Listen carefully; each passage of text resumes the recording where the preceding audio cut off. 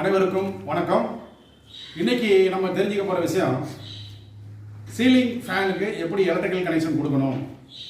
ஏன்னா நம்ம ஏசி டெக்னீஷியன்ஸுக்கு எல்லாத்துக்குமே தெரியும் பிஎஸ்சி வயரிங், நம்ம ஏசி கம்ப்ரஸர்ஸ்க்கு எல்லாம் பிஎஸ்சி வயரிங் தான் பண்ணுறோம். அதே வயரிங் தான் சீலிங் ஃபேனுக்கு, அதே பிஎஸ்சி வயரிங் தான். ஆனால் இருந்தாலும் ஒரு முக்கியமான வித்தியாசம் இருக்குது, அதை நம்ம கண்டிப்பாக கவனிக்கணும். அதை பற்றி நம்ம பேச போகிறோம். வாங்க வீடியோக்குள்ளே போவோம். வாங்க இப்போ நம்ம ப்ராக்டிக்கலாக பார்க்க போகிறோம். நான் சொன்ன மாதிரி ஏசி கம்ப்ரஸர்ஸ் வந்து பிஎஸ்சி வரையும் தான், சீலிங் ஃபேன் மோட்டரும் பிஎஸ்சி வரையும் தான். இப்போ ஏசி கம்ப்ரஸரில் நம்ம டெக்னீஷியன்ஸ் எல்லாமே தெரியும், ஸ்டார்டிங் வைண்டிங்குடைய தடை வந்து அதிகம், ரன்னிங் வைண்டிங்குடைய தடை குறைவுங்கிறது தெரியும். அதுக்கு அப்படியே எதிர்ப்பதமாக சீலிங் ஃபேனில் வந்து எப்படி இருக்கும்னா, ஸ்டார்டிங் வைண்டிங்குடைய தடை வந்து குறைவாக இருக்கும், ரன்னிங் வைண்டிங்குடைய தடை வந்து ரொம்ப அதிகமாக இருக்கும், அதை விட அதிகமாக இருக்கும். அதை நீங்கள் நேரடியாக நான் உங்களுக்கு ரீடிங் எடுத்து காட்ட போகிறேன்.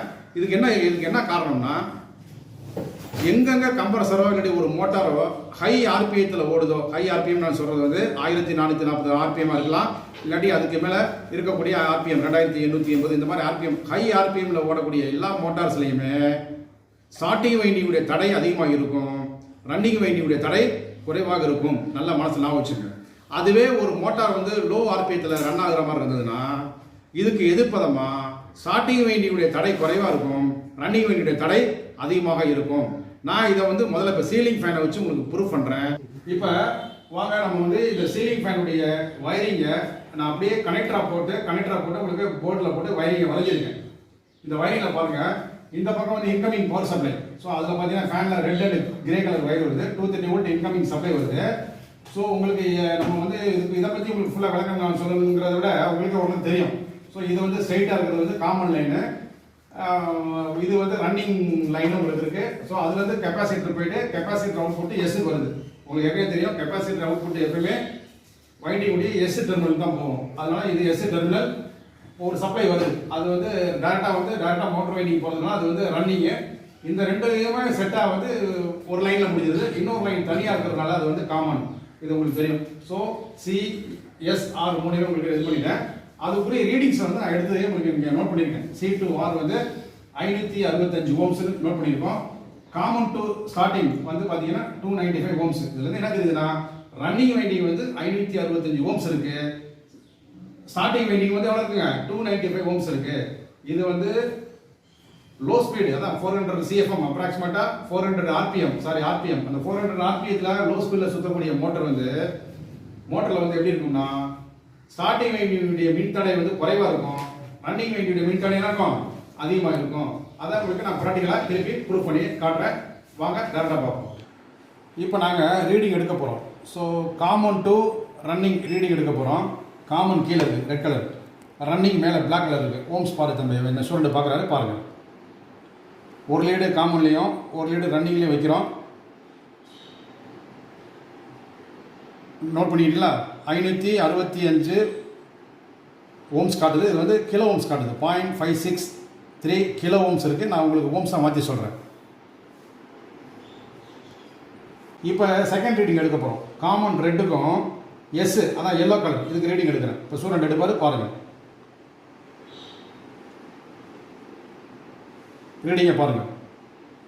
296 முதல்ல பார்த்தீங்க 565 காமிச்சது, அது வந்து ரன்னிங் வைண்டிங் காமிச்சிருச்சு. இது இப்போ ஸ்டார்டிங் வைண்டிங் பார்த்தீங்கன்னா 296 தான் காட்டுது. உங்களுக்கு டிஃப்ரெண்ட் தெரிஞ்சிருக்கும், அது ஏற்கனவே போர்ட்லேயும் டெமோ பண்ணியிருக்கேன். ஓகே, உங்களுக்கு நாங்கள் ப்ராக்டிக்கலாகவே ரீடிங் எடுத்து காமிச்சோம். C2R என்ன ஓம்ஸ் காமிச்சது, அப்புறம் C2S என்ன ஓம்ஸ் காமிச்சது பார்த்தீங்க. C2R வந்து 565 ஓம்ஸ் காமிச்சது, C2S வந்து 296 ஓம்ஸ் காமிச்சது பார்த்துருப்பீங்க. அப்போ இது வந்து ஏசி கம்ப்ரஸருக்கு என்டையர்லி அப்படியே டைரக்ட் ஆப்போசிட்டாக இருக்குது. ஏசி கம்ப்ரஸர்ஸில் பார்த்தீங்கன்னா, ஏசியாக இருக்கட்டும், அது ஃப்ரிட்ஜாக இருக்கட்டும், எந்த கம்ப்ரஸராக இருந்தாலும் ஸ்டார்டிங் வைண்டிங்குடைய தடை வந்து அதிகமாக இருக்கும், ரன்னிங் வைண்டிங்குடைய தடை குறைவாக இருக்கும். ஏன்னா அது எல்லாமே ஹை ஆர்பிஎம் மோட்டார்ஸ். திருப்பி சொல்கிறேன், இது வந்து எல்லாமே லோ ஆர்பிஎம் மோட்டார். அதனால தான் இதில் வந்து என்ன பண்ணுறாங்க, அப்படியே அதுக்கு எதிர்ப்பதமாக ரன்னிங் வைண்டிங்குடைய தடை அதிகமாக இருக்கும், ஸ்டார்டிங் வைண்டிங்குடைய தடை குறைவாக இருக்கும். இதை நீங்கள் புரிஞ்சுக்கிட்டு நீங்கள் பிஎஸ்சி வயரிங் பண்ணிங்கன்னா உங்களுக்கு சீலிங் ஃபேன் கரெக்டாக ஒர்க் பண்ணும். உங்களுக்கு அடுத்த வீடியோவில் நான் என்ன பண்ணுறேன், இதை வந்து மல்டி ஸ்பீடுன்னு ஒரு மோட்டார் இருக்குது, அந்த மோட்டாரை வச்சு நான் உங்களுக்கு அடுத்த வீடியோவில் ஹை ஸ்பீடு போகும்போது எவ்வளோ ஓம்ஸில் இருக்குது, அப்புறம் லோ ஸ்பீடாக மாற்றும் போது ஸ்டார்டிங் வேண்டிய ஓம்ஸ் எப்படி படிப்படியாக குறையுதுங்கிறத உங்களுக்கு அடுத்த ஒரு வீடியோவில் மோட்டார் வந்து உங்களுக்கு ஒரு கம்ப்ரஸரை கொடுத்தா 3 டெர்மினல் கண்டுபிடிச்சிருவீங்க. அடுத்த வீடியோவில் என்ன பண்ண போகிறோம், ஒரு ஃபேன் மோட்டருக்கே மொத்தம் 7 வயர் வரும். அந்த 7 வயரில் வந்து எந்த வயர் வந்து காமன், எது ஸ்டார்டிங்கு, எது ரன்னிங்கு, எது ஸ்பீடு, இதை பற்றி உங்களுக்கு முழு விலாவாரியாக அடுத்த வீடியோவில் பேச போகிறோம். ஸோ தொடர்ந்து எங்கள் சேனலை நீங்கள் பாருங்கள், எங்களுக்கு உங்களுடைய ஆதரவை கொடுங்க. உங்களுடைய ஏதாவது தொழில் சம்மந்தப்பட்ட உங்களுக்கு ஏதாவது விஷயங்கள் தெரியலனா கூட எங்களுக்கு கமெண்ட் பண்ணுங்கள்.